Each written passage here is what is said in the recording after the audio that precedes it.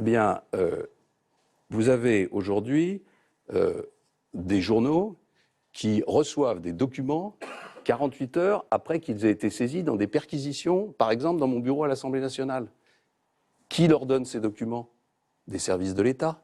Et vous pensez que ces services de l'État le font sans être couverts par leur hiérarchie? Des politiques ou la justice, d'après vous? Je vais aller beaucoup plus loin, monsieur Pujadas. Je vais mettre en cause le président de la République.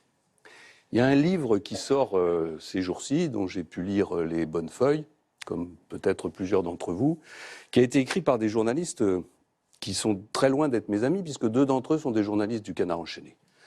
Un livre sur le ministère de l'Intérieur et la place Beauvau, qui en 240 pages explique comment François Hollande fait remonter toutes les écoutes judiciaires qui l'intéressent à son bureau, ce qui est une illégalité totale.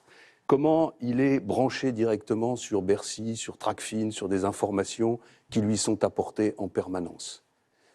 Comment il est au courant des moindres faits, des moindres filatures, y compris concernant son ancien Premier ministre Manuel Valls.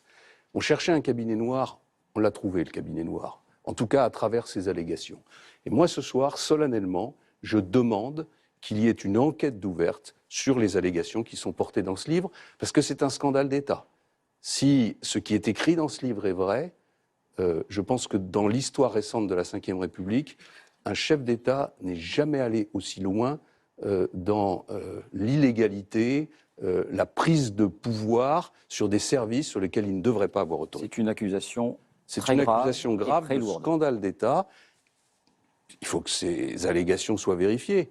Mais quand je vois qu'en 2 heures, on a ouvert une enquête sur l'emploi de ma femme, je pense qu'en quelques jours, on peut ouvrir une enquête sur un livre qui accuse gravement le chef de l'État.